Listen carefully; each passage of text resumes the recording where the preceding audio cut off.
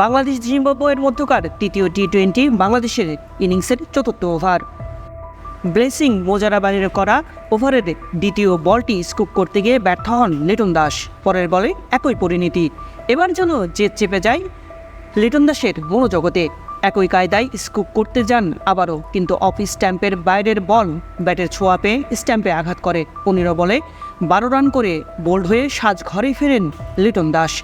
গতকালকের এই দৃশ্যপট লিটনের বর্তমান ফর্মের প্রতিচ্ছবি।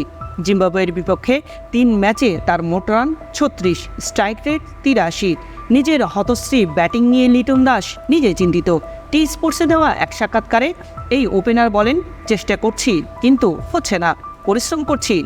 এমন না যে অনুশীলন করছি না, অনেক সময় আপনি পরিশ্রম করবেন, চেষ্টা করবেন, কিন্তু এটা ক্রিকেট, তো এমন হতেই পারে। অবশ্য আমার ভালো করা উচিত, দেখা যাক, আরও 2টি ম্যাচ আছে। কিন্তু কিভাবে সেই চেষ্টা করছেন লিটন? দলীয় অনুশীলনের বাইরে খুব একটা নেটে দেখা যায় না তাকে। ঐচ্ছিক অনুশীলনেও তো তিনি থাকেন না বললেই চলে। এ নিয়ে লিটনের সমালোচনা হয় সংবাদ মাধ্যমে। অনুশীলন না করে কিভাবে নিজের ভুল ত্রুটি শুধরাবেন, ভালো করবেন লিটন? তবে এসব নিয়ে ভাবছেন না লিটন দাস। সংবাদ মাধ্যমকে আমার পক্ষ থেকে কিছু বলার নেই। যদি হোটেলে থাকা উন্নতির অংশ হয় তবে আমি সেটাই করব। আসলে মানুষ সব সময় ফলাফল আশা করে। আপনি যখন রেজাল্ট দিবেন তখন আপনি যদি টানা 5 দিন অনুশীলন নাও করেন তাও ভালো।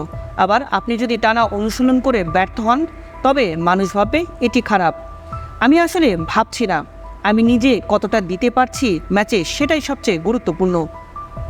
কখনো কখনো আপনি ভালো শট খেলে আউট হয়ে যাবেন, খারাপ শট খেলে কখনো কখনো রান পাবেন।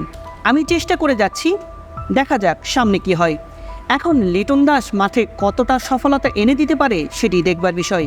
ক্রিকেটের এরকম নিত্য নতুন নিউজ পেতে আমাদের চ্যানেলটিকে লাইক, শেয়ার ও সাবস্ক্রাইব করে সাথেই থাকুন।